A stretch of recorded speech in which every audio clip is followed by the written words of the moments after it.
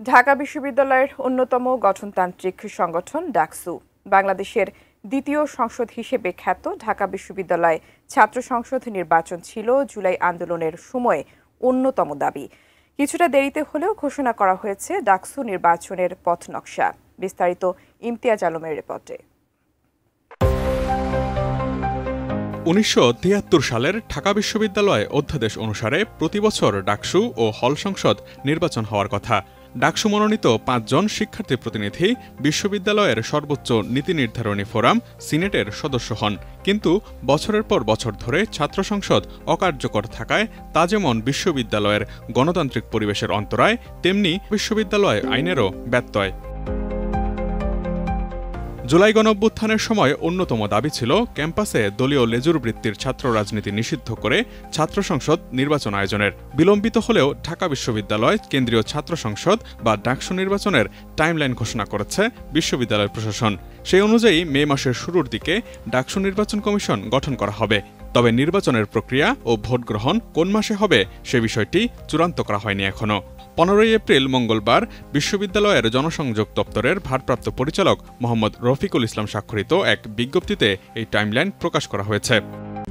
RICL TMX, যুগের পর যুগ স্থাপনা থাকে মজবুত।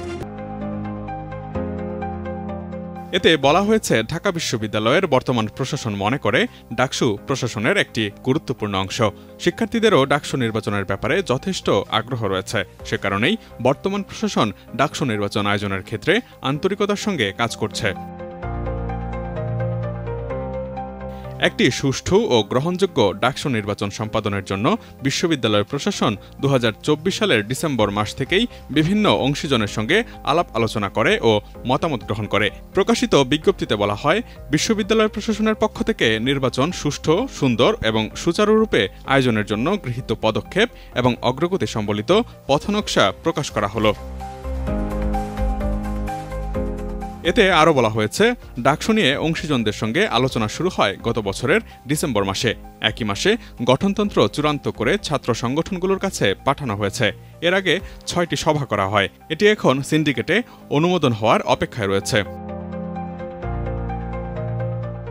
বিজ্ঞপ্তিতে বলা হয়, গত জানুয়ারি মাসে code of conduct review committee করা হয়। তারা ৭টি সভা করেছে। এটিও চূড়ান্ত হওয়ার পর সিন্ডিকেটে অনুমোদনের অপেক্ষায় রয়েছে। কমিটি বিভিন্ন সংগঠনের সঙ্গে মত বিনিময়ও সম্পন্ন করেছে। এসব কাগজ ছাত্র সংগঠনগুলোকেও দেয়া হচ্ছে। এই প্রক্রিয়া চলতি মাসেই শেষ হবে। ডিন, প্রভোস্ট ও বিভিন্ন বিভাগের চেয়ারম্যানদের সঙ্গেও এই প্রক্রিয়া চলমান রয়েছে।